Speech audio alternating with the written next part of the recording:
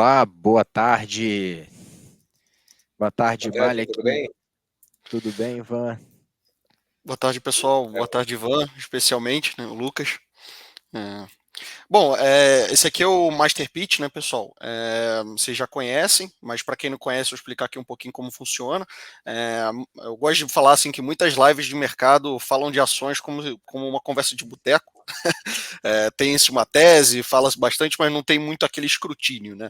A ideia desse programa é fazer diferente, né? Então, o Ivan, ao longo dessa live, vai explanar sobre a tese e por que eles investem em Multilaser.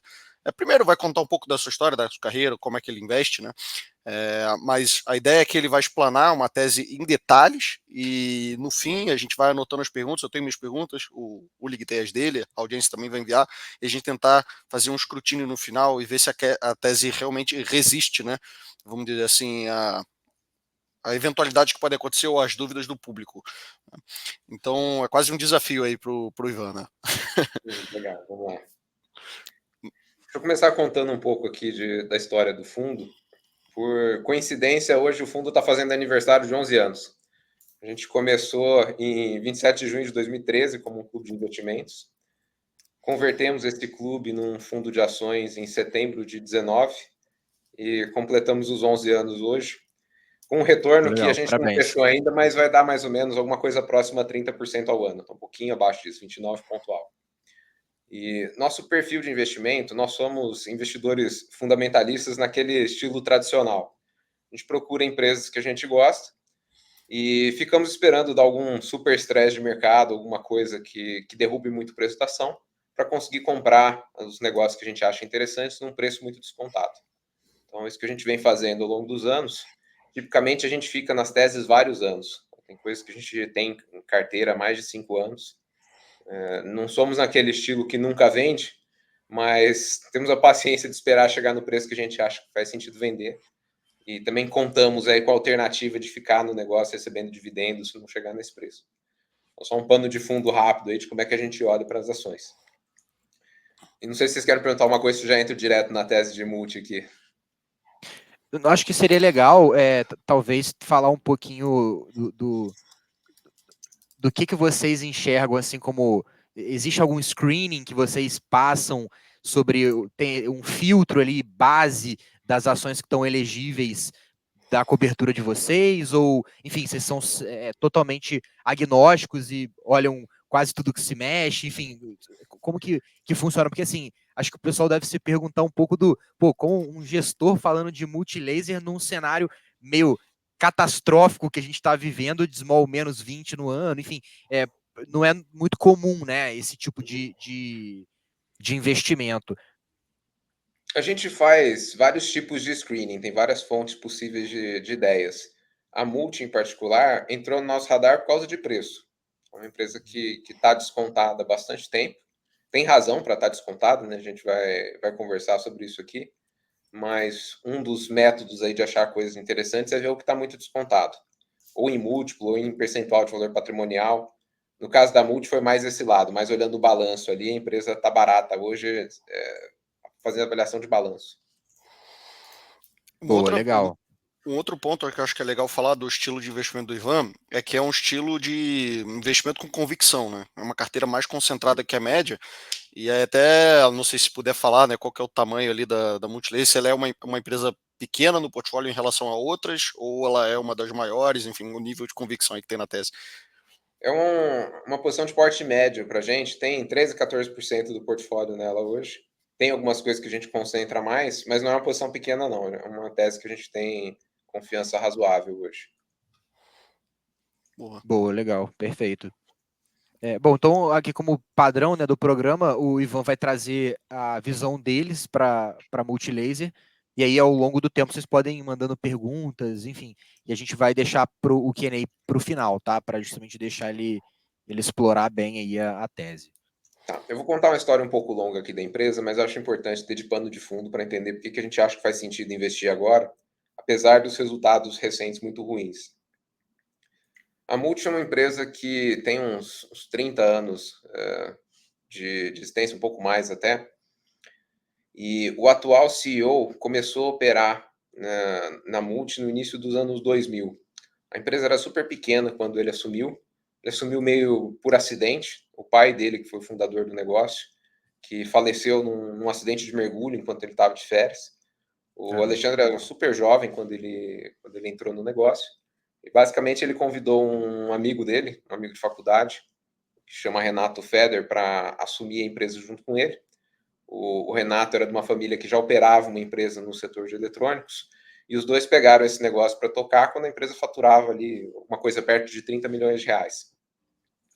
Eu conheci eles bem antes da empresa fazer a IPO, não tive contato ao longo do tempo, tive um contato pontual lá atrás, acho que foi 2011, numa época que eles estavam estudando se faziam alguma captação de mercado de dívida ou equity para expandir. A Multi faturava uns 300 milhões de reais.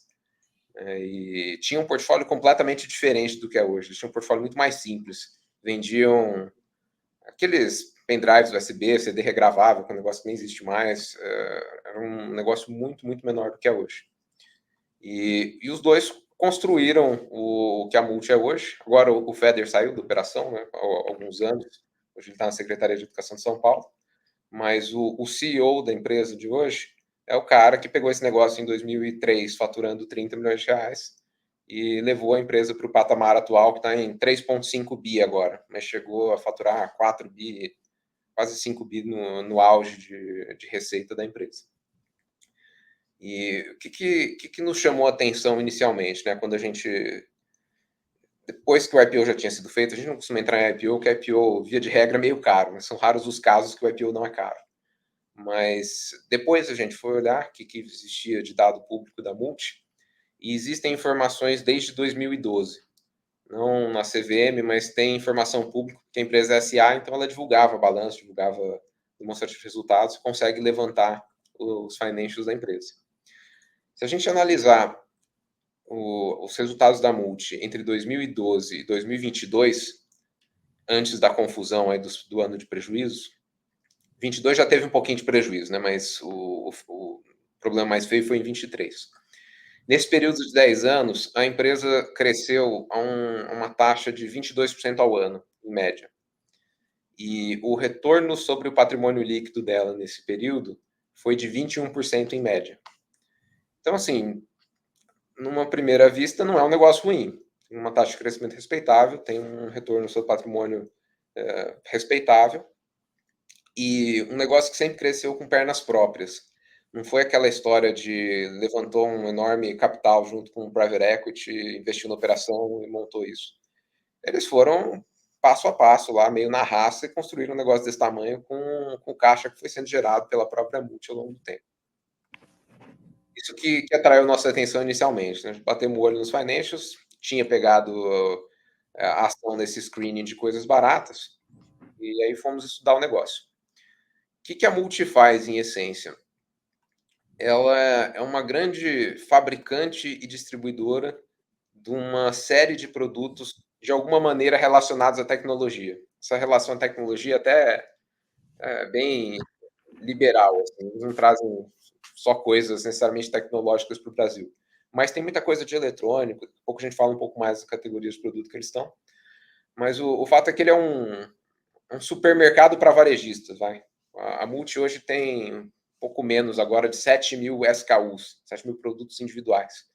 Então eles têm uma coisa entre 40 e 50 marcas, tem 20 marcas próprias e um pouco mais de 20 marcas de terceiros, e vendem coisa de cabo a rabo, assim, vende eletrônico, que o pessoal conhece mais por causa da marca Multilaser, que é uma marca de acessórios de computador, mas vendem artigo esportivo, coisa para criança, artigo para saúde, assim, termômetro, medidor de pressão, equipamento de rede, não é nem para pessoa física, equipamento de rede mesmo, para provedor de internet, equipamento de segurança para acesso a casa, prédio, câmera de segurança, coisa para cachorro, gato, linha pet. Então tem coisa para caramba, assim, coisa para carro, é um portfólio enorme de produtos. Então, o jeito mais fácil de entender aí é um grande supermercado que não atende pessoas físicas, que atende varejistas. Os clientes da Multi são 30 mil clientes, 30 mil varejistas, com 44 mil pontos de venda ao redor do Brasil. A grosso modo, é metade pequenos varejistas, muitos deles têm uma loja só, e a outra metade são grandes varejistas, governo, empresas, provedores de internet, compra equipamento direto. Então, uma gama bem pulverizada de tipos de clientes. E o que a Multi faz na prática é desenvolver fornecedores chineses, ou do produto finalizado, ou de peças, importa isso para o Brasil. A parte de fabricação dela, que o Brasil tem muito benefício fiscal para coisa produzida aqui. Então, tem uma parte razoável do portfólio da Multi, que ela fabrica aqui, ela faz um pedaço da produção aqui no Brasil para capturar esses benefícios fiscais. Então, ela monta televisor, celular, computador, monta um monte de coisa aqui, faz algumas memórias, mas nesse espírito de capturar benefícios. Mas, em essência, tem uma relação muito forte com a cadeia de suprimentos de N coisas vindos da China. E, uma vez importado, fabricado, capturado esses benefícios fiscais, ela é um distribuidor. Ela coloca esses produtos na ponta de venda ali para o consumidor final, num preço muito competitivo. Ele é um player de eficiência operacional mesmo. A Multi depende de operar com eficiência suficiente para colocar o produto com preço baixo. Porque não é que o que ela vende é um negócio super inovador, super diferente. Ela está vendendo uma gama enorme de produtos que tem competição no mercado. Ela compete muito em preço mesmo. Ela é um fornecedor de coisas que, se você pegar... A gente fez uma época uma comparação. Se você pegar comparáveis de mercado, geralmente ela fica 10%, 15% abaixo do ponto de precificação dos concorrentes. E não existe uma segunda Multi no Brasil. Você não compete com uma outra empresa exatamente igual. Ela compete com as empresas que atuam em cada um dos segmentos que ela está. Então, tem uma gama grande de pequenos competidores em cada uma das categorias de produto. E a própria Multi é uma empresa razoavelmente descentralizada. Assim, ela não é um monolito que opera de um jeito só. Tem 12 unidades de negócios embaixo da empresa e cada uma dessas unidades de negócio tem bastante autonomia para lidar com as suas linhas de produtos, que é muito diversificado ali os segmentos que ela opera. Seu plano de fundo, o que a empresa faz? Né? O que aconteceu nos últimos 4 anos com a Multi? Quando nós passamos pela pandemia, ela teve um super impulso de vendas, porque entre as coisas que ela vendia, estava muitos produtos relacionados a home office. Assim, vendia computador, vendia mouse, teclado, webcam, microfone, mesa de computador, cadeira de computador, todo aquele movimento de montar home office foi extremamente benéfico para a Multi.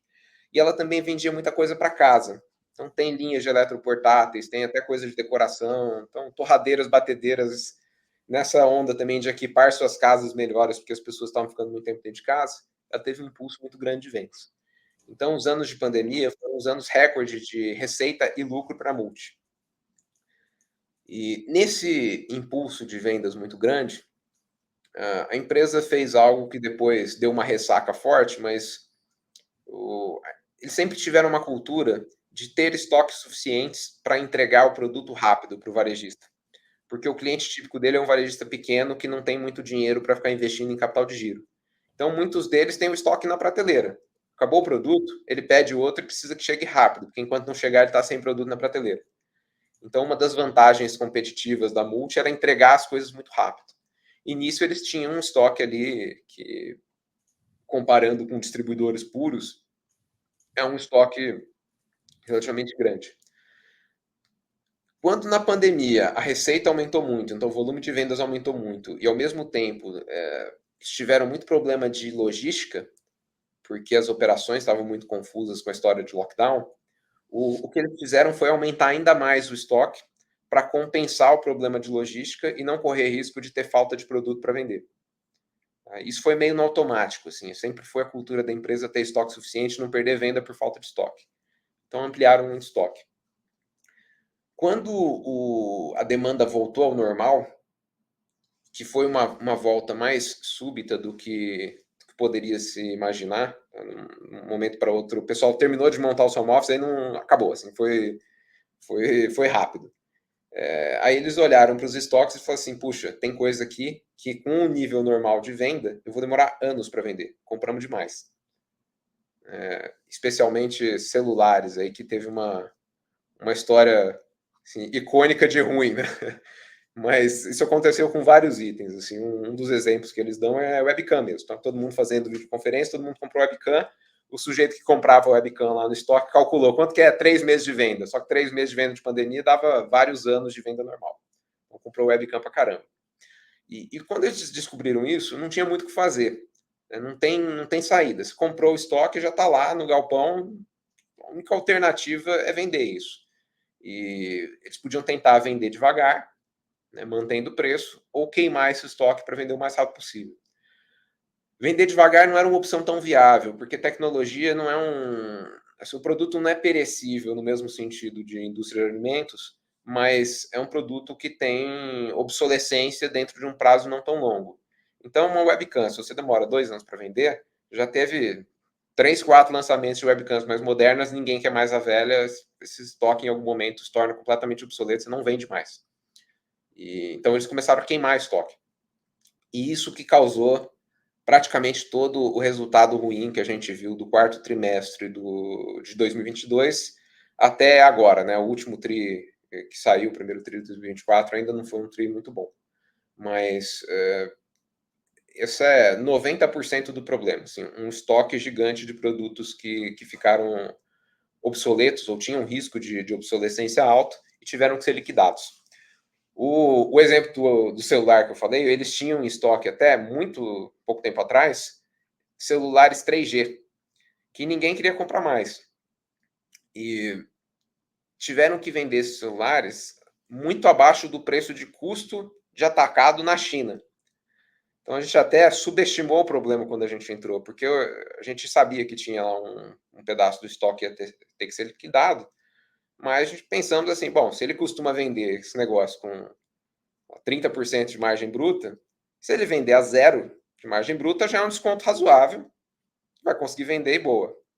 Teve celular que saiu abaixo de menos 50 de margem bruta. Celular que foi dado, assim, era quase em um determinado momento, a gente começou a avaliar aqui, eu falei assim, taca fogo nesse estoque de celular, né, no modelo, assume que vale 0, risca isso, e o que vier é lucro, porque a gente assim, vinha assim, a 0 não está vendendo, vamos tentar menos 20 não está vendendo, vamos tentar menos 40. Aí conseguiu a menos 50 e pouco. Né? Boa parte desses estoques mais críticos saíram com prejuízo muito, muito forte.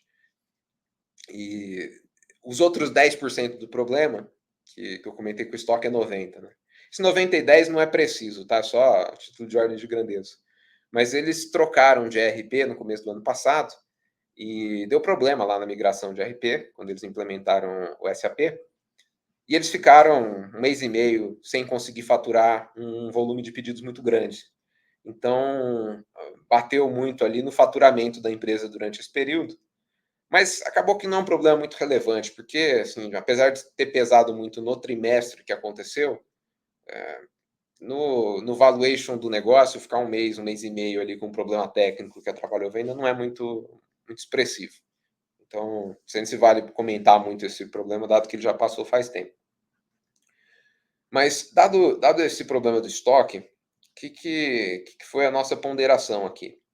Quando você pega uma empresa que tem um histórico bom de rentabilidade, de crescimento, o time de executivos está lá, é o mesmo, as pessoas que têm um histórico profissional de sucesso, e o negócio dá uma tropeçada, a nossa preocupação é entender se esse tropeço é um problema sistêmico, que vai persistir ao longo do tempo, ou se é um problema passageiro, que a empresa sofreu, paciência, acontece, né, mas o dia seguinte tende a retornar para a normalidade. E, na nossa visão, o caso da Multi é um problema pontual, porque a gente está olhando para um negócio que cresceu pra caramba ao longo das últimas décadas, comprando e vendendo coisas variadas. Então, eles são comerciantes de produtos variados. A expertise deles na prática, além dessa parte de operar com muita eficiência de custo para conseguir fazer o produto chegar barato, é escolher bem o que eles vendem. O espírito lá do pessoal da Multi fala assim, não vamos tomar muito risco de produto. Eu não quero trazer da China, de qualquer lugar, um produto muito novo, muito que a gente não sabe se vai ter venda ou não. Eu quero trazer coisas que já estão bem sucedidas, que já tem uma boa aceitação no mercado. Então, identifique alguma coisa que já está crescendo, começa a trazer num custo muito competitivo e espalha para o varejo para eles venderem para o consumidor final. Então, eles são identificadores de tendências, sem fidelidade alguma a segmentos específicos de produtos.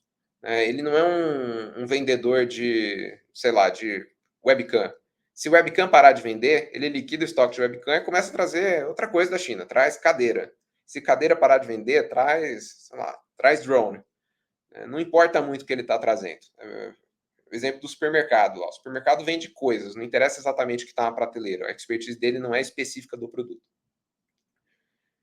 E o erro que eles cometeram durante a pandemia é compreensível em alguma medida. Assim, o próprio CEO fala que eles se deslumbraram um pouco ali em meio ao crescimento acelerado. Enquanto a coisa estava crescendo, tudo que traz vende, que nem água, com margem boa, eles não pensaram no dia que ia parar de crescer e não acharam que ia ser tão súbito. Então, o dia que bateu a realidade lá, ele olhou o estoque e falou, putz, ferrou, né? Não tem o que fazer com esse estoque. Mas o fato dele ter inflado os estoques e depois ter tido que fazer essa liquidação que causou um prejuízo enorme para eles, não quer dizer que ele perdeu a habilidade de comprar boas coisas e vender direito. O choque da pandemia foi muito atípico. Teve vários negócios que tropeçaram aí, porque não é o cotidiano de fazer a gestão do negócio, aquela chacoalhada de pandemia. Então, a nossa avaliação, em algum momento, foi assim, bom, eu tenho certeza que eles não vão comprar estoque demais agora, que eles estão completamente queimados. O meu receio começou a ser comprar estoque de menos, porque a gente começou a conversar com eles e falou assim, não, agora a gente puxou o freio de mão aqui, não compra mais nada até vender o que tem. E a gente até brincou com eles, falou assim, toma cuidado para não comprar de menos. Isso aconteceu em alguma medida, assim, no último trimestre eles tiveram algumas perdas de receita, porque estava com o freio de mão tão puxado, de medo de comprar estoque que não girasse, que teve quebra de estoque, né? Assim, não tinha produto para entregar para uma parte dos pedidos. Mas num nível ok, assim, é muito difícil se acertar na mosca, né? Isso é um equilíbrio dinâmico que você vai regulando ali. Hoje eles estão na fase de encontrar ali, que é o ponto de equilíbrio que desfaz essas anomalias que foram criadas no período de pandemia. Agora já faz um tempo bom que passou essa história de pandemia, né? Mas na prática eles tiveram um boom de vendas em 20 e 21, 22 no final do ano foi quando deu problema, 23 foi o ano de estoque que precisa ser liquidado, como é que liquida esse estoque, e agora a gente acha que está resolvido. Assim, apesar do primeiro TRI desse ano ter vindo muito ruim, nossa expectativa é que esse TRI agora, o segundo TRI, venha meio no 0 a 0, e o quarto TRI desse ano, o finalzinho ali, deveria ser mais ou menos na normalidade do negócio, que o estoque ruim já foi embora, e que a empresa teve um tempo de se adaptar e voltar a operar no ritmo normal deles. Porque, além do problema preto no branco, estoque ruim que precisa ser liquidado, uma coisa muito difícil de quantificar, mas que certamente aconteceu, foi que a atenção dos executivos passou 1 ano e meio 100% voltado a como é que a gente se desfaz desses celulares 3G e afins. Como é que a gente queima esse negócio para não morrer com isso na mão? O negócio não valer zero. E muita coisa de novos projetos acaba ficando em segundo plano ou postergadas por causa de todo esse esforço necessário para liquidar o estoque com risco de obsolescência. Então, a gente espera que a empresa comece a caminhar melhor a partir de agora. Falando um pouco de número aí, o que são as referências importantes? E aqui, falar de alguns números bem amplos, assim, que hoje analisar a valuation de multilaser e tal não é muito um exercício de fineza. Tá mais ou menos claro, assim, na nossa visão, que tem alguma coisa esquisita ali.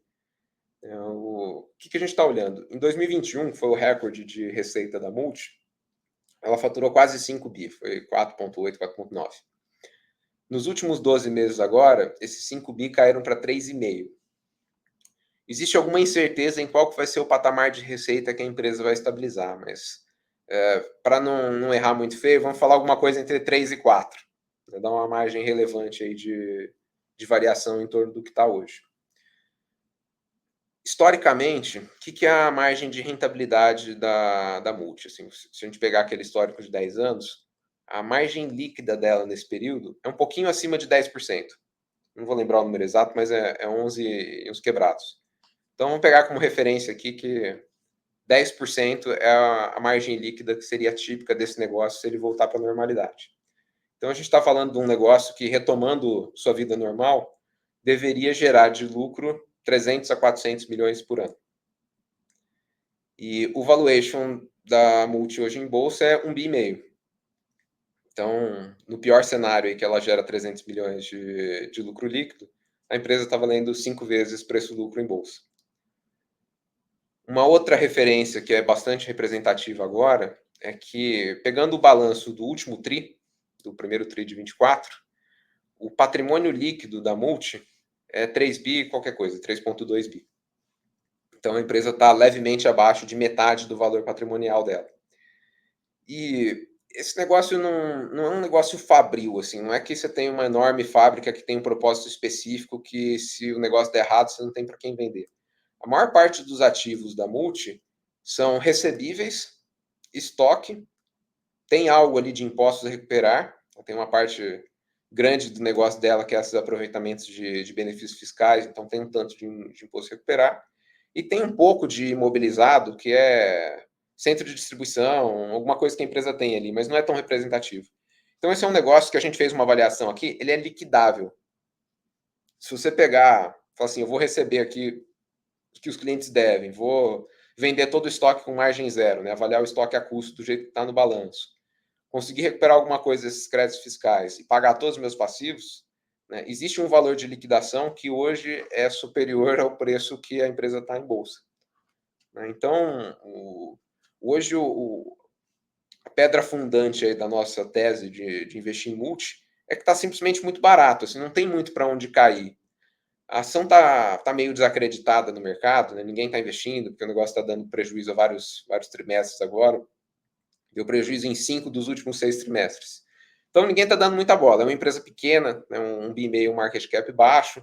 Tem o pessoal frustrado do IPO, que ela fez IPO, acho que é 11 e pouco, e está a 2. Então o pessoal que investiu no IPO não quer nunca mais ouvir falar de multi. Então tá meio largada lá. Tem pouca cobertura, tem pouca gente olhando com profundidade, muita gente nervosa aí que o negócio deu tanto de prejuízo que deu. E assim, eu não vejo muito mais espaço para ação. Você vai cair para 1, vai valer 25% do valor patrimonial dela. Chega um ponto ali que valeria a pena fazer aquelas coisas clássicas que se chamam dos fundos abutres, né? Compra a empresa inteira e liquida e que você ganha dinheiro. Só não vai acontecer porque a empresa tem um free float relativamente baixo. O CEO tem 40 e poucos por cento. O sócio antigo dele, que não está mais na operação, também tem uns 40%. Então você não consegue comprar a empresa e liquidar. Mas hoje, se fosse possível comprar 100% do negócio no preço que está e liquidar, vai sair positivo. Esse é o nível de preço que a Multi está hoje em bolsa. E nesse âmbito, que o preço está muito baixo, a gente nem tem gasto muito tempo e discussões internas aqui, discutindo se ela vai voltar a render 21% do patrimônio líquido, se ela vai render 15%. Se ela voltar a rentabilizar o negócio, a CDI já vale bem mais do que está hoje. E aí, quando ela voltar a render CDI, a gente discute qual que vai ser o patamar real para ver se a gente segura mais tempo, se vende e tal. Mas hoje não está muito próximo dessa linha de base, né? Se ela voltar para mediocridade total, ela não precisa voltar para os tempos dourados dela, assim, já vai ter sido um investimento interessante. Um resumão é essa a tese, assim, por isso está barato, por isso que a gente tem uma posição importante lá. Tá mutado, Ulig. Sabe uma coisa legal que eu falo com o Malik? É que às vezes essa tese de multi dá até um pouco de raiva, porque é muito simples de entender. E você Sim. fica pensando, porra, cadê a ciência de foguete por trás, né? E realmente, pegando a sua explicação, não é nada muito complexo, né? Do entender que houve um problema na pandemia e que até isso já é a minha primeira pergunta, tá? A gente teve esse problema na pandemia e você falou que foi facilmente identificado que a demanda, um belo dia, ou um belo mês, né, ou um belo bimestre, ela simplesmente se normalizou, né?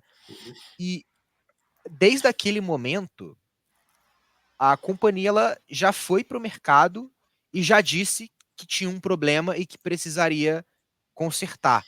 Até no ano passado teve uma entrevista do CEO no Brasil Journal, que ele falou assim, olha, não vai melhorar tão cedo, vai melhorar só no final do ano. E na época eu até vi essa entrevista e falei, pô, caraca, como é que o CEO fala um negócio desse, né? Normalmente o CEO ele fala o oposto. Ele diz, ó, já tá melhorando, etc, etc. Só que no fim, essa transparência da gestão acabou, de certa forma, guiando o mercado. Aí a minha pergunta é, para vocês, isso teve algum impacto positivo para poder segurar a posição de multilaser? Ou não, ou foi neutro, ou enfim, ou foi negativo, porque ele, de certa forma, antecipou talvez uma queda nas ações ali, que, enfim, o resultado depois ia mostrar? A admissão do problema para a gente foi positivo. O fato de ele agir como ele agiu, de em vez de ficar inventando história, escondendo coisas, ele falar que tinha um problema mesmo, foi positivo. O que nós erramos lá atrás, e a própria empresa acho que não imaginava, era o tamanho do prejuízo que seria gerado pelo problema. Muito do preço atual, que o pessoal foi pegando o ranço com a Multi, é que o problema foi aumentando de tamanho, né? Porque inicialmente a história do celular lá ia vender com 0, daí menos 20, daí menos 40, menos 50. Isso queimou um pouco a reputação da empresa. Mas, assim, na minha interpretação, isso não tem nada de má fé dos executivos. É realmente muito difícil você estimar o que vai acontecer. O varejo brasileiro está ruim ainda hoje. A gente ainda não teve retomada do varejo. Tem um monte de varejistas se ferrando. Então, é um mercado difícil que foi aumentando ali o tamanho do problema, porque estava o estoque lá, não conseguia vender, foi diminuindo o preço, foi aumentando o prejuízo. Mas eu não vejo como é que o Alexandre, o resto do pessoal lá, poderia ter agido de outra forma. Uma vez diagnosticado o problema, não tinha muita saída. Boa, perfeito. Malik, Pô, quer eu tenho trazer uma pergunta? tenho uma pergunta do meu lado aqui, Ivan. Você no início aqui da conversa falou assim, uma coisa que eu achei interessante, né? Você não se importa, vamos dizer assim, muita gente faz valuation e assume lá um múltiplo de saída no final, mas você pensa que só colhendo os dividendos isso daqui já é suficiente para a tese, né? Você não precisa necessariamente vender, ou isso não é uma premissa quando você está tomando a posição, né? Mas a Multilaser tem uma questão lá com os dividendos que não tenho certeza, eu acho que eles não podem ser pagos sem ser tributados, né? Tem uma questão, acho que nesse setor, acho que a Positivo também passa um pouco por isso. Isso atrapalha um pouco vamos dizer assim, vamos dizer que a Multilaser não consiga crescer, ela não conseguiu novos contratos, e vai ficar sobrando caixa. Existe destruição de valor nessa parte aí dela ter que pagar 30%, eu acho que seria 34% para poder pagar o dividendo. Como é que isso entra nessa conta de retorno para acionista? Então, a gente simula esse cenário. Fala assim, se ela não conseguir crescer, ficar com esse dinheiro boiando lá no caixa e tiver que distribuir pagando 34% de imposto, quanto é que isso vale? Isso tem preço. Né? É um cenário Mesmo assim, possível. ainda seria um upside relevante, né, nesse cenário. É um cenário ruim, né? O negócio não foi capaz de reinvestir e crescer, mas não é que destrói completamente o valor, só tem que pagar o imposto. E é muito difícil a multiplicar sem opções de crescimento em absoluto, porque como é um generalista, o grande ponto que sustenta a operação é a China continuar sendo muito eficiente em produzir coisas e fazer sentido montar uma operação importando coisas da China. Isso eu acho muito difícil mudar no curto prazo. E a expertise deles de desenvolver fornecedores lá e trazer coisa para cá serve para praticamente qualquer coisa. Estão trazendo até moto elétrica agora. Eles compraram esse negócio de moto elétrica, né, uma empresa, estão fazendo em Manaus. Isso aí vingou alguma coisa ou foi um dinheiro que queimou? É que foi uma aquisição muito pequena, salvo engano, eles gastaram Ah, 10 milhões de reais. Então, mesmo que dê muito certo, que quintuplique o que eles gastaram lá, não é muito relevante para a operação. Pode ser uma sementinha ali que, se moto elétrica virar febre, eles estão posicionados, mas hoje, assim, como o negócio é muito pequenininho, sendo sincero, eu nem avalio esse negócio. Tá. Tem uma questão, Ivan, que eu acho que me gera até um pouco de desconforto na tese, queria ouvir do seu lado. Eles têm uns processos judiciais, né, que a Receita Federal entra com um processo, diz que eles não pagaram o imposto que devia ser pago, eles dizem que pagaram corretamente, mas os valores dos processos são estimados em mais de 1 bilhão, né? Mas tem um que é de 700 milhões, tem uns outros que são bem grandes ali, e eles estão off balance, né, ali só aparece no formulário de referência, que eu saiba, eles ainda nem começaram a ser julgados, né? Então não seria nada que pudesse explodir no curto prazo. Mas como é que você vê isso, assim, e como é que você pondera isso como risco no seu investimento? Porque, assim, imagino que se perde o processo em absoluto, né? Poxa, perder 1 bilhão, a empresa vale 1,5 bi, né? É relevante. Como é que funciona isso? A gente olhou isso no detalhe quando nós entramos no investimento. Eu não lembro da explicação completa para replicar ela aqui, tá? Mas um dos maiores processos lá, parte da argumentação é que eles tinham ocultado quem era o importador verdadeiro, porque não estava escrito Multilaser lá, tinha sido importado por uma subsidiária integral da Multi. Mas era um negócio meio sem pé nem cabeça, assim. Falei, poxa, é uma subsidiária integral que está importando, então como é que eu tô ocultando quem é o importador real? E o valor que entrou no processo não era o valor do imposto que seria gerado, era o valor da importação inteira. Então, a nossa avaliação é que não era provável que isso acarretasse numa condenação e que se acarretasse em alguma condenação, aquele valor não era uma boa referência. Tá. Eu não vou lembrar o detalhe para te falar aqui exatamente o que estava em jogo, mas é como falar assim, eu importei R$1 bilhão da China, tinha que pagar 10% de imposto. Em vez de colocar lá 100 milhões no valor da causa, colocaram 1 bilhão. Só que essas importações que eles fizeram foram regulares, foi pago imposto. Então, assim, mesmo que tivesse sido feita a importação por um processo não ideal, o que tem que avaliar é se tinha algum delta, alguma variação de imposto a maior que deveria ter sido pago e não foi. Aí isso aí poderia virar passivo, né? Ou ter alguma multa por alguma irregularidade de processo, mas você nunca vai ser condenado a pagar o valor inteiro da importação. Resumo da história, assim, olhamos, não lembro dos detalhes, foi muito tempo que a gente olhou, mas não eram processos com alta probabilidade de perda, eram uns negócios meio sem pé nem cabeça. Boa. Deixa eu fazer uma recorrente aqui no Brasil, né? Tem várias empresas, algumas no nosso portfólio, com processos gigantes. Tem um outro caso que eu li 500 páginas de discussão judicial, uma confusão dos diabos, que era um processo muito grande também. E chegar a uma conclusão e falou assim: ó, não sei o que vai acontecer, mas eu sei que não vai acontecer nada nos próximos 5 anos. Vai enrolar ainda por uma década.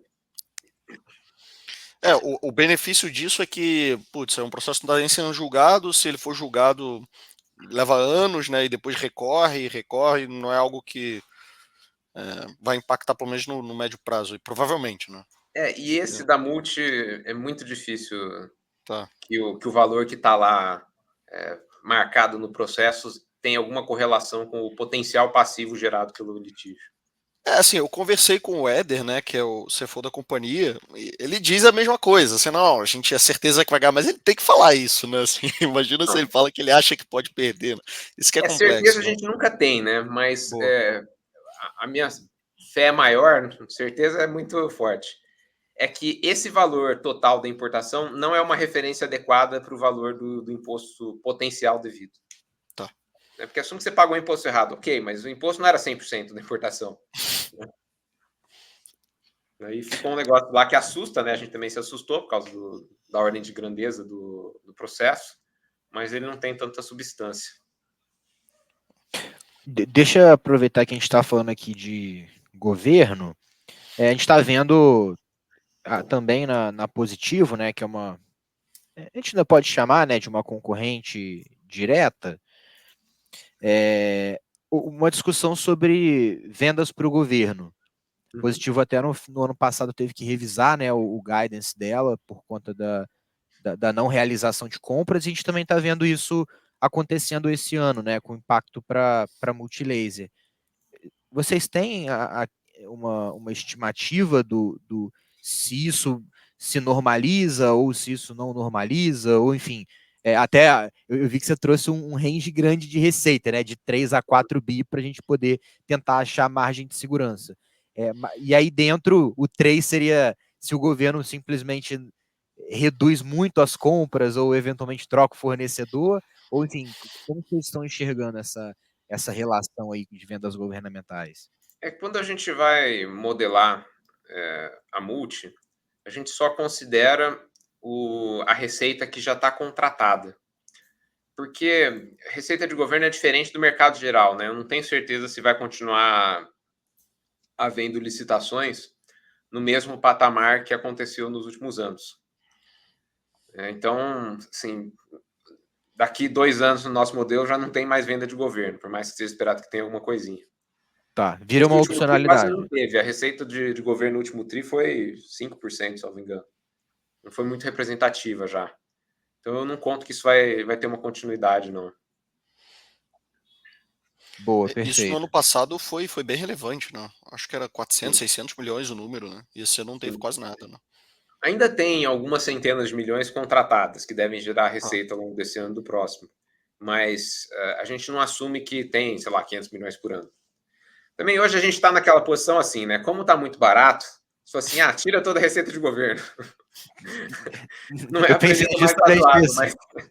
mas pode tirar no modelo que ainda para de pé. Então a gente tira e boa. Não, e é até legal isso, porque vira uma opcionalidade que pode vir uma notícia muito boa que ninguém está esperando, né? E aí Sim. contribui com esse modelo. Pô, legal. Quer trazer uma do nosso público aqui, ô Malik? Pega aí uma, depois eu mando a minha aqui. O Dan, ele perguntou aqui, eu acho que o Ivan já respondeu, tá? Mas só para a gente reforçar. A margem líquida potencial que vocês estimam pós-normalização da operação. É em torno de 10%. Potencialmente poderia ser 12, 13, mas 10% é uma referência boa. 10 líquida, né? Mais líquida. 10 líquida. Legal. Deixa eu Tem... falar outra, que essa foi Vai lá. fácil. O Rafael perguntou aqui, ele trouxe assim, acho que a Multi vai conseguir repassar o aumento do dólar nos produtos, mas aí também deixa eu incrementar. Você acha que tem um impacto relevante por ela ser importadora? Você acha que isso pode, de alguma forma, atrasar essa recuperação de margem nesse trimestre, dado o movimento muito forte do dólar? Não, na verdade, dólar subindo é bom, porque ela tem muito estoque, por causa Uhum. o ciclo de trazer produto da China é longo. Então você paga lá na China, espera chegar no Brasil, faz todo o procedimento de internalização, aí está pronto no seu estoque para vender, fica um tempo lá e você vende. Então, enquanto o dólar está subindo, tipicamente você pagou mais barato no produto que você vai vender e o preço de venda é sempre referência de dólar. Uhum. Ela consegue repassar porque o mercado inteiro compra importado. Muitos dos produtos de eletrônico não tem fabricação pura aqui no Brasil. Quem fabrica é montagem. Então, assim, o custo é todo dolarizado. O mercado todo sobe quando o dólar sobe. Então, pode facilitar ela recompor margem. Porque tem Mas um efeito também, também, essa componente de preço, se o dólar subir muito, fica tudo mais caro, tem um lado bom e um lado ruim. O lado ruim é que tudo mais caro fica mais difícil as pessoas terem dinheiro para comprar, então cai o volume de venda. Só que se você mantiver a margem percentual, se mantiver lá 30% de margem, é melhor 30% de um negócio mais caro, porque o custo operacional, né, o administrativo lá, o custo de venda, os vendedores, tal, não é em dólar, é em real. Então você gera uma margem, um lucro bruto maior por unidade vendida e isso que vai pagar toda a operação da empresa. tá. Eu ia justamente questionando esse ponto, né? Assim, ela vende muito para classe C e D, né? Talvez a maior parte da venda nesse público. Perde affordability, né? Perde affordability. É que a demanda não é 100% elástica. Se a pessoa precisa, se quebrou o mouse, ela vai ter que comprar um mouse. Se o mouse Sim. da Multilaser está 30% mais caro, mas ainda é o mais barato de mercado, ela vai continuar comprando esse. Tá. A não ser que ela realmente não tenha dinheiro, né? Mas a correlação não é direta, assim. Uma parte da demanda se preserva mesmo que pessoalmente. Boa. Tem uma pergunta aqui do Caio Cisneros que tem muito a ver com a que eu tinha aqui. Eu vou ler a dele e depois eu complemento com a minha. Ele fala assim: Ivan, o que faz você ter convicção que a companhia vai voltar ao patamar histórico de entrega de resultados? E em um cenário macro adverso por mais tempo, com taxa de juros de 2 dígitos e baixo crescimento de PIB, influencia essa sua convicção? E aí, o incremento aí da pergunta que eu tinha é o seguinte: a empresa ela era tocada, né, por. O Alexandre tinha um sócio, né? E o sócio também era envolvido no negócio, né? Agora que ele saiu da companhia, qual é a segurança que você tem que a rentabilidade histórica, de repente, não foi também, vamos dizer assim, a mão do outro sócio, influência do outro que saiu? Será que dá para dizer que o Alexandre sozinho consegue entregar os resultados que ela teve no passado com o outro? Começando aí pelo do sócio, o Feder saiu da operação faz vários anos já. Então, a empresa já vinha operando sem ele há um tempo. Os anos dourados aí de pandemia foram Tem uma sem ele. referência de data, só para ter uma ideia? Eu acho que ele saiu antes da pandemia. Tá, eu acho 2019, que 18, por ali. Né? Tá. esse é fácil perguntar para o ChatGPT aqui, mas faz uns 4, 5 anos. Tá. Mas daí esse período... Então, assim, a empresa já está operando. E outra coisa que me dá convicção é que a gente conversou muito com os executivos que estão lá. O Além, em particular, é um cara muito bom. Ele é um cara que está muito no detalhe da operação. Sempre que a gente vai visitar a empresa, ele está lá, passeando no CD, passeando na loja. Entende pra caramba em detalhe dos números. Um negócio desse tamanho não depende de uma ou duas pessoas só, né? Tem 12 CEOs de unidade embaixo dos principais executivos ali, que tem os cargos de diretoria, principalmente da empresa. O da diretoria que fez a história da Multi, a maior parte da galera tá lá. Só o Feder, de fato, que saiu. Então, assim, em essência, o mesmo time. Ó, o Feder saiu em 2018. Achei aqui. E até aproveitando que era a minha primeira pergunta, mas aí, enfim, a gente acabou entrando em outros temas. Você comentou sobre essa questão de 12 CEOs, e aí você disse que até a própria Multilaser ela tem uma gestão mais descentralizada. Como é que funciona isso na prática? Porque, em teoria, parece que é tudo a mesma coisa, né? Você vai importar um volume muito grande, mas como são muitos SKUs, aparentemente os segmentos foram divididos em BUs. É mais ou menos essa ideia? Os segmentos foram divididos em BUs. Porque assim, a essência do negócio é muito parecida. Mas imagina que você tem que decidir assim, coisas parecidas para duas categorias muito diferentes. Uma é equipamentos de rede para provedores de internet. Então você tem que saber qual cabo de fibra ótica comprar, quais são aqueles equipamentos que você coloca na rede da operadora, não na sua casa comprar. Tem os modems também que a operadora te dá para você colocar na sua casa, que a Multi vende. Esse é o seu cliente. Você vai ter que conversar com esse cara e convencer ele que os equipamentos de rede da ZTE são os melhores e saber o que trazer lá da China. O outro cliente é alguém que está vendendo tapete sanitário de cachorro. Aí você precisa saber qual é o melhor tapete sanitário de cachorro, você precisa trazer da China. Assim, abstraindo muito, ambas as decisões são o que eu compro da China para vender aqui. Mas Sim. O conhecimento de mercado, a rede de relacionamentos é muito diferente. Então, os CEOs das BUs, aí CEO não é um bom nome, né? Diretor das BUs lá. São as pessoas que tomam essas decisões de negócio. E todos eles têm um incentivo em comum, que é não é exatamente o return on equity no jeito que a gente olha, mas é uma margem que ele precisa gerar que considera o custo de capital do estoque da BU dele. Então é uma como se fosse um book ali para ele poder retornar, né? Cada BU tem que gerar margem e uma despesa financeira dele é o custo de capital do estoque que está empatado lá na BU dele. Isso é a bússola da empresa. Que eu acho uma bússola excelente, né? Como investidor, o famoso que a gente EVA, gosta de ver é return on equity. Eles têm um proxy de return on equity lá, que é a linha mestra para a remuneração dos diretores e tal. E nas grandes decisões, claro que a holding ali não é bem uma holding, mas os principais executivos estão envolvidos, mas como é uma gama muito ampla de produtos, né, são 7 mil SKUs. SKU não é uma unidade melhor, né? Porque se trouxer a mesma coisa de 5 cores, vira 5 SKUs. Mas, de qualquer maneira, são milhares de produtos diferentes. Então, não tem como uma pessoa só dar ok em todas as compras. É uma operação que, necessariamente, vai ser meio descentralizada. E essa métrica que você comenta, né, Ivan, é o EVA, né? O EVA é justamente isso, né? Você coloca um custo que é o custo capital, né? E aí vira o lucro econômico do negócio. Então, a meta dele, a meta dos executivos é baseada em lucro econômico. Bacana essa abordagem. Daí eu tenho a minha próxima dúvida, que é sobre essa parceria com a Oppo, né, que é a marca chinesa de de telefones, aí, de smartphones que eles trouxeram para substituir, e dessa vez eles um pouco traumatizados, eles não querem assumir o risco de precificação, né? Então eles vão operar basicamente como fabricantes e distribuidores, né, ou vendedores para a própria empresa, depois ela vende, e aí porque ela não assume esse risco tem uma margem muito baixa, né? Margem bruta, salvo engano, acho que é de 3%, ou nessa pura volta disso, né? Você acredita que isso daí pode impactar, se eles adentrarem outros acordos desse tipo, impactar a margem de longo prazo? Imagina assim que a empresa vai voltar a dar os 4 bi de receita, mas vai ter uma margem líquida bem abaixo dessa que você está imaginando, 10%. Isso daí é um risco na sua visão? Pode afetar, sim, não é necessariamente um risco, porque o que a gente quer no final do dia é return on equity e não margem líquida percentual. Então, uma margem de 3% sem capital nenhum empregado é super bom. É melhor do que uma margem de 10% que dê um return on equity de 5%. Então, assim, eu apoiei a decisão deles, assim, eu achei ótimo, porque nessa confusão aí de celular se vende ou não vende, eles pegarem uma fração ali do lucro gerado para essa operação, sem ter que empatar a capital de giro, sem ter que ficar discutindo precificação, brigar com outras marcas do mercado, no momento eu acho que é melhor ficar seguro do que ser ambicioso ali. Boa.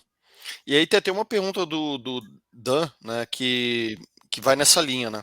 Ele pergunta assim, quando você, ele pergunta, né, a margem na normalização, mas você já respondeu 10%, e aí ele complementa que quando você acredita que eles conseguem essa normalização de margem, né?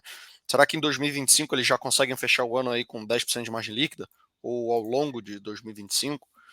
Salvo esses contratos diferentes, olhando para a operação como ela era, eu espero que 2025 seja um ano normal, sim. Então, já deveria ter alguma coisa próximo disso. E se não for, se for um ano de margem líquida, sei lá, de 5%, isso tira muito valor da empresa, na sua visão? Depende da explicação de porquê. Né? Porque o que a gente se questiona aqui? O que é risco da tese? Né? A gente sabe que ao longo do tempo vem aumentando a competição de produtos chineses. E quando a Multi começou lá atrás, AliExpress não era conhecido. AliExpress não é um negócio exatamente novo, né? Agora está mais em evidência por causa da discussão de imposto, mas eu comprava coisa de AliExpress na faculdade. Faz muito tempo que esse negócio existe. Mas a gente sabe que vai progredindo, assim, vai ficando cada vez mais conhecido e tal. Então, uma das discussões que a gente tem aqui de riscos é: será que a intensificação da competição chinesa aqui no Brasil vai impedir que a Multi volte para os patamares que ela tinha lá nos anos dourados? Pode ser que sim, pode ser que ela não volte para os 20% de ROI. A nossa aposta aqui hoje não é que ela vai voltar para os 20%, é que ela vai voltar para a CDI já está ok. Mas ela pode estabilizar num patamar que talvez não seja 10% de margem líquida, seja 8, 5, sei lá. Aí é questão de refazer valuation e ver se vale a pena vender ou não no preço que tiver lá na época. Mas não existe nenhuma segurança de que a coisa vai voltar para o que era antes. Você sempre tem que ir sempre reavaliando, né? Assim, hoje eu acho que tem uma chance alta dela voltar a dar pelo menos CDI. Porque, assim, se falar assim, se a empresa der menos que CDI, o negócio não faz sentido existir, assim, não gera valor econômico real, é melhor vender e colocar tudo no tesouro direto. Aí o que a gente estaria falando é uma operação que traz coisas da China, num custo muito baixo, porque compra no atacado, tem expertise de homologar o que é bom, o que é ruim, porque quem compra em AliExpress sabe que vende tudo de lá, né? Tem muita coisa que não é o padrão de qualidade aceitável mesmo para produtos baratos. Captura benefício fiscal aqui no Brasil, que infelizmente, enquanto for esse emaranhado tributário, sempre vai ter esse jogo de você saber aproveitar benefício fiscal. E é um distribuidor muito eficiente, eu acho que isso tem valor. Tem valor fazer essa curadoria de produtos e internalizar do jeito mais eficiente possível.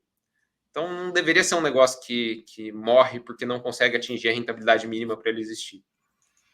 Agora, os 20% lá, eu não tenho fé, não. Tá? Assim, você tem fé que vai voltar 20%? Não, só tenho fé que é um negócio que vale a pena existir, então deveria dar CDI mais alguma coisa. E aí, quando bater no preço que é equivalente a CDI alguma coisa, daí eu vou pensar aqui se eu acho que vai dar mais 2 ou mais 8. Mas hoje a gente ainda não está nesse grau de preocupação, não. Boa. Deixa eu te fazer uma perguntinha rápida. Vocês acompanham o CVM 358? Isso importa para vocês? as compras de diretoria, compras de controlador, enfim, vocês têm acompanhado isso e... Acompanhamos. Isso aí não é um indicador absoluto, porque assim, é um indicador de fé dos executivos. Não quer dizer que eles estão certos, mas eles têm comprado, sim. O próprio Alexandre comprou, o André, que é um outro diretor lá, comprou, fez várias compras na pessoa física ao longo do tempo. Então a gente acha legal, assim, o indicador eles têm fé que o negócio vai voltar. Nossa tese não é derivada disso, mas é sempre bom ver que eles também têm fé. E eles têm acelerado recentemente, né, em volume. É porque tá barato pra caramba, assim. A gente também acabou, apesar de ser uma posição grande, a gente também acabou comprando mais um pouco uns meses atrás. Porque, putz, meio book value, né? Meio base valor patrimonial. A gente fez um screening aqui, mundial, assim, de quais eram as empresas que estavam muito baratas no mundo. Uma métrica lá de que, se não me engano, foi menos de 70% do book value. A Multi foi a única empresa brasileira que entrou nesse screening. Veio 215 empresas lá, 200, qualquer coisa, no mundo inteiro, de 25 mil ações. Tava a Multi lá no meio. Então, assim, hoje eu só não compro mais porque responsabilidade de gestor aqui também é fazer uma gestão de risco no seguinte sentido. Por mais que eu acho que está muito barato, eu tenho que considerar a possibilidade do negócio dar errado, né? E se der errado, eu não posso ter 80% do portfólio lá. Mas nossa limitação de compra é por uma questão de risco absoluto, mas está muito barato. Boa. Eu tenho uma pergunta aqui, Ivan, que é assim, o benefício, um dos benefícios de trazer os celulares, né, da China era a questão do pouco, em teoria, né, alto valor agregado, não teve quando foi vendido, né, mas ele tem um valor agregado razoável, digamos assim, R$1.000, e um volume muito baixo, né, um volume muito pequeno, diferente de, sei lá, uma torradeira que é grande, ou sei lá, uma air fryer. E aí isso daí é uma coisa que consegue diluir bem o custo de frete ao longo do tempo, né? Você vê essa questão agora de estar usando menos smartphones e mais outros produtos como um empecilho dela voltar com a margem histórica? Ou, de novo, você está olhando para o ROI e não importa, enfim? Não, porque a margem de celular não é muito boa. Porque a Multi era um fornecedor periférico de celular. O mercado é quase todo da Samsung e da Apple. Agora a Xiaomi tem alguma coisa relevante. O resto, assim, tá na beirada ali do mercado celular. E a Xiaomi já é um que compete em preço, né? Quem tem margem boa aí é só Apple e Samsung. E como a Multi não é dona das marcas, não é ela a fabricante de celular, ela está no jogo de distribuição de celular. Então, assim, e é um negócio muito fácil de comparar. É muito difícil você vender um celular uma margem muito interessante, porque você está competindo com uma pancada de outros modelos ali. Então, assim, tem essa questão de ser um produto de alto valor agregado que dilui o custo de movimentação e venda do produto, né? Mas é um produto ruim para vender. Assim, o tapete sanitário de cachorro que eu brinquei aqui tem margem muito melhor que o celular. Boa. Tem pergunta aí, Liga? Eu posso mandar outra aqui? Não, pode mandar outra. A pergunta Tá. que eu vou fazer eu vou deixar mais para frente. Tá, eu tenho uma pergunta aqui do Hugo Baião Baeta, que também é uma pergunta que eu acho bem bacana, eu também tinha essa pergunta aqui, que é, boa tarde, Ivan, como você avalia os riscos, né, passivo fiscal aqui, riscos de passivos fiscais na tese, né? Parece que perderam mais uma no CARF recentemente, ele comenta assim. Excelente pergunta. O que perderam não foi só a Multi, né? Foi o imposto de renda sobre crédito presumido de ICMS. Isso aí, várias empresas no Brasil tinham, e agora com as ambições arrecadatórias do governo atual, é um risco razoável ter aumento de alíquota efetiva por anulação de benefícios passados. Na prática, o que a gente faz aqui, né? Antes de ter essa onda aí de eliminação de benefícios, já tinha a história da reforma tributária.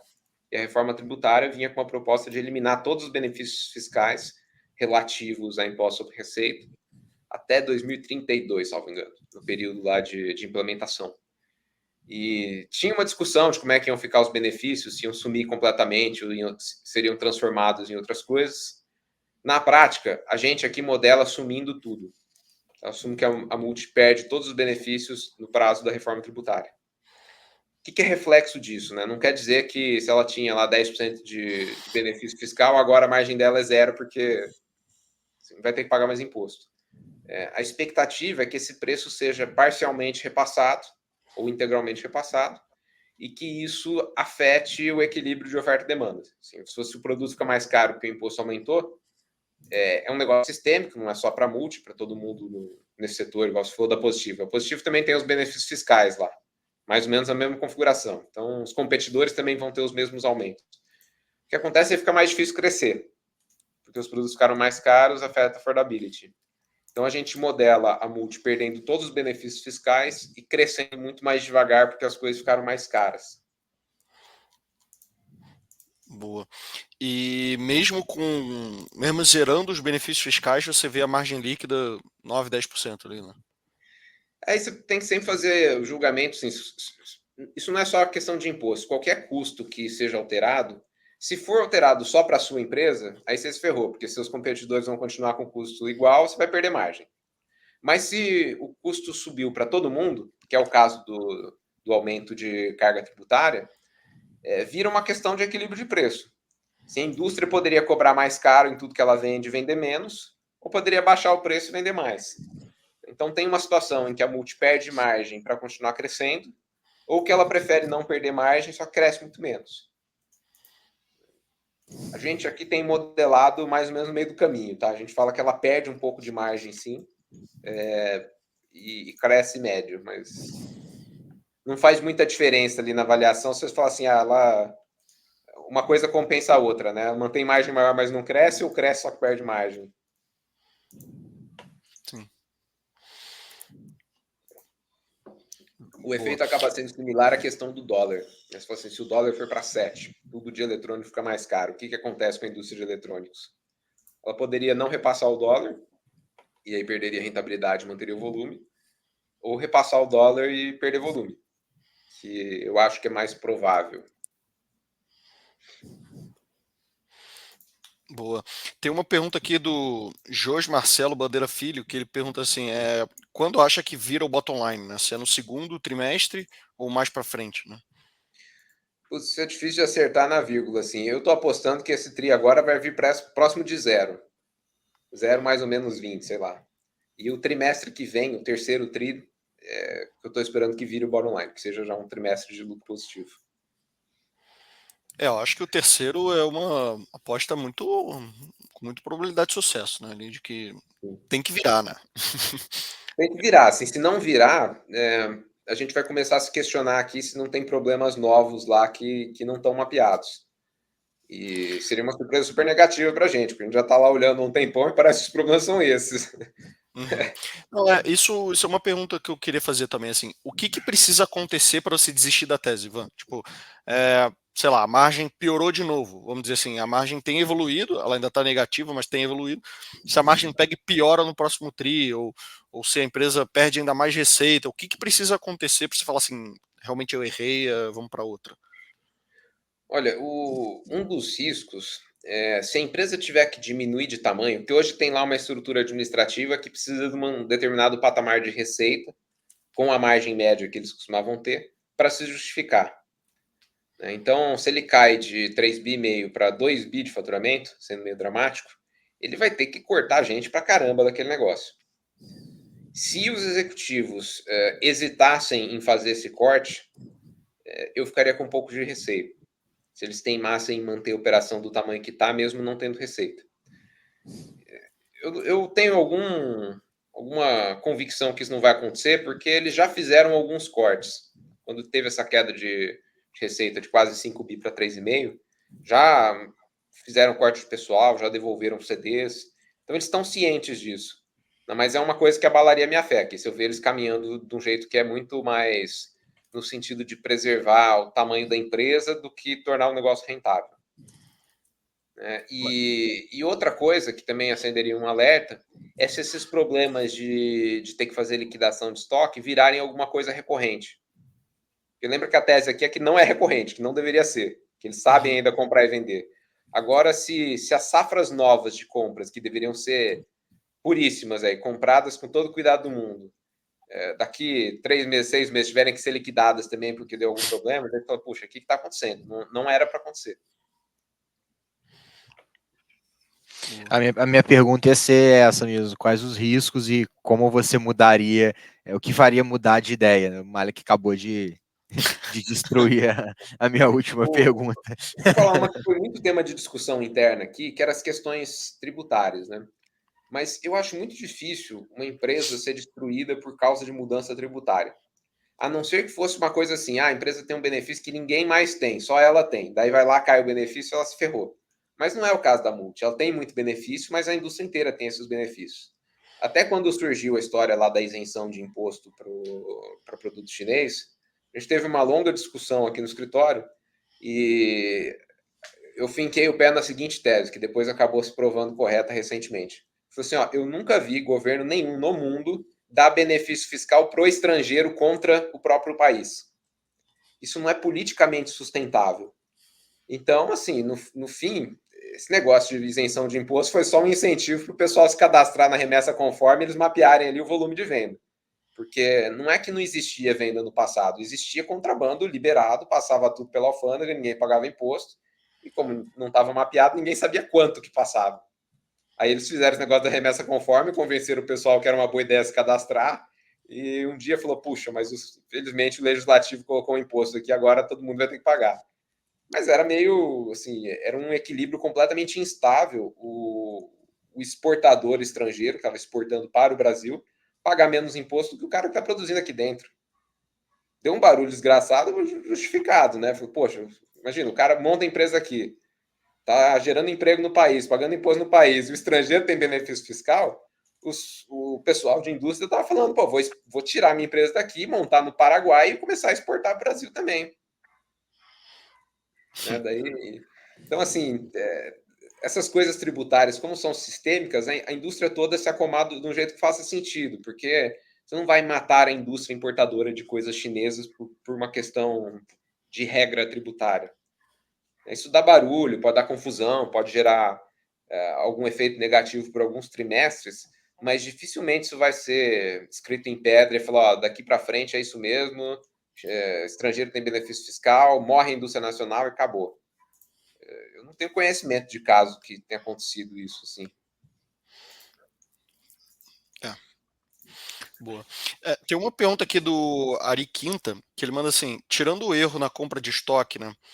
Todos os demais períodos da empresa no passado, nos últimos 10 anos, foram de lucro, né? E acho que você já respondeu, né, Ivan? Se quiser comentar Sim, alguma coisa, eles mas... tiveram um ano, que eu não lembro qual foi, faz muito tempo, mas tiveram um ano que o lucro foi baixo, não chegaram a ter esse problema tão grande quanto foi hoje, mas a questão lá foi que eles trouxeram um volume grande de tablets e teve problema. E eles tiveram que fazer recall e tal. Estou olhando aqui, foi 2014 que eles tiveram uma margem líquida de 1,7%. Mas foi uma história bem diferente, assim, foi um problema de qualidade mesmo. Eles mesmos admitiram, ó, deu pau numa linha lá que a gente tinha trazido um monte de tablet e gerou uma perda. Mas fora isso, não teve nenhum ano muito ruim, não. Boa. Ivan, já estamos extrapolando aqui o horário até, né? Não vamos acabar com, com a sua noite, mas tem uma boa pergunta aqui do Hugo, e de repente pode ser a última. Tinha uma do Gabriel aqui falando sobre tributação de incentivo, né? Mas isso a gente já abordou, essa parte fiscal. E aí o Hugo Baeta, ele pergunta assim: Ivan, supondo que a empresa realmente esteja 5 vezes lucro para o ano que vem, por que você prefere a Multi do que outras opções com o mesmo múltiplo, com múltiplo parecido, né? Ou até menor? O que a gente olha aqui não é exatamente múltiplo, qual que é o potencial upside, né? Quanto que eu posso ganhar de dinheiro na tese, dividido por quanto que eu posso perder de dinheiro na tese. Hoje, boa parte do nosso conforto com multi é que o chão está perto. A coisa está tão barata, assim, eu acredito que pode cair mais 50%. Poxa, é muito difícil. E num cenário bom, que a empresa retorna para o patamar histórico de return on equity, eu não vou falar o valor aqui, mas o valor que a gente acredita que ela pode valer é algumas vezes o valor atual. Então, assim, se voltar a render CDI, vale o dobro. Né? Vale o valor patrimonial. Se render mais que CDI, vale mais que o dobro. E eu acho que não vai cair muito, porque já aconteceu de tudo com esse negócio, já deu prejuízo gigante.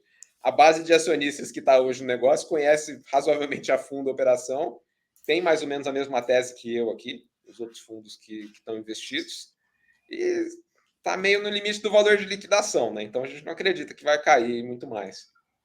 E o upside pode ser bem interessante. Boa, só mais uma. Ele não consegue. Não, que você falou uma coisa que eu nunca, apesar da gente ouvir a questão da assimetria, que por definição é um pouco do que se falou, mas eu não tinha ouvido ainda essa, vamos dizer assim, essa equação. Eu não sei se você usa isso realmente ou como é que você usa isso, que é o quanto você tem de upside pelo quanto você poderia perder. Eu achei isso bacana. Isso você realmente usa essa métrica? Como é que funciona isso? É que isso você não consegue calcular, assim, isso depende da sua estimativa de quanto que é o upside, quanto que é o downside. Perfeito. Mas na hora de montar portfólio, a gente usa assim. Isso aí, não sei se o pessoal aí joga poker, Texas Hold'em, que tem o pot odds lá. Sim. Investimento é um jogo de probabilidade. Você tem várias alocações ali de portfólio, cada uma delas tem um potencial de retorno e um potencial de perda. O tamanho da sua aposta deveria depender dessa relação, qual que é o percentual de ganho e potencial de perda potenciais, e o risco absoluto da tese. Vou dar um exemplo aqui. Se te derem a opção de fazer uma aposta, que jogar um dado, se sair 1 ou 2, você perde tudo. Se sair 3, 4, 5, você triplica seu patrimônio.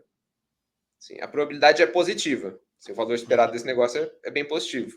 Só que você nunca vai colocar 100% do seu patrimônio, porque se sair 1 ou 2, você está ferrado. Mas se você tiver várias apostas independentes com esse perfil, faz sentido você tomar várias delas. É um pouco essa a matemática de probabilidade que a gente faz. A gente olha as teses, eu vejo qual que é o risco absoluto e qual que é essa relação entre retorno potencial e perda potencial. Muito bom, Ivan. Quer completar aí, Ulig? Não, eu já terminei. Eu sequestrei esse final aqui com um monte de pergunta, mas acho que foi muito bom. Apesar desse ter sido um pouco diferente por fato de não ter os slides, mas foi uma apresentação bem completa, né? E realmente uma tese simples, né? É como o Ulig até brincou, né? Nem precisa do slide, é tão simples o negócio. Né? Muito bom. Não, O qualitativo da tese é mais difícil de depurar e acaba sendo mais relevante do que o quantitativo. Se você depender de uma precisão muito grande no cálculo, você já está ferrado. Assim. Se a tese for, puta, tá 5% errado, eu calculei aqui com tamanha precisão que eu vou apostar que o negócio vai subir 5%. A gente faz conta, tal, é importante fazer, mas tese boa é que você faz no papel de pão. Assim, é o caso de multi, tá meia vez valor patrimonial. Tudo indica que pode valer mais que isso. Preciso saber se o valor real dela é uma vez, 1,2, 1,5. Pouco importa. Mais do que está agora e a chance de cair mais ainda do preço atual é baixa. Isso é até legal, porque no ano o papel tá subindo 4 e a gente tá vendo o Small 11 menos 20, né? Ou acho que menos 16, sei lá. Ou seja, acho que reforça um pouco essa tese do Ivan, né? Tá um negócio tão ridiculamente barato que nem tá conseguindo cair mais, né? É até interessante, né, essa visão. Mas, ô Ivan... E ela está muito volátil porque acaba sendo igual a operação alavancada. Pequenas mudanças na expectativa operacional impactam muito o preço atual. Porque qualquer coisa, fala assim, o lucro vai ser 200 milhões por ano. Já vale bem mais do que está agora. Então, qualquer coisinha faz o negócio pular 10%, cair 10%. Tá? Boa, legal. Ivan, obrigado, tá, pela participação. Obrigado, pessoal, que assistiu a gente aqui. Acho que hoje foi um dos dias de maior audiência aqui do nosso Master Pitch. É um prazer estar aqui discutindo as teses com vocês. E obrigado por ter aceitado o nosso convite. Malek, mensagem final aí para a galera. Não, última pergunta ali pro Ivan, não, mas é a pergunta que tem que fazer, né? Quem que você queria ver o próximo convidado aí? Quem que você queria ver apresentando numa próxima vez? Calma aí, não foi uma pergunta sobre multilaser, né? Bom, eu vou falar uma tese aqui que eu tenho curiosidade dos detalhes, que é a tese de Vulcabras, o pessoal da Guepardo. Vou chamar o Otávio para explicar Vulcabras. Otávio... Ele já fez alguns podcasts, né? Não sei se ele vai querer abrir muito detalhamento da tese. Mas é uma empresa que a gente tem curiosidade também. O Otávio... Vocês já discutiram em algum momento. Ainda não tá ainda não temos nenhuma apresentação. Vou chamar ele. O cara é muito bom também. Boa. Valeu, Ivan. Um abraço. Muito obrigado, pessoal. Foi um prazer. Valeu, gente.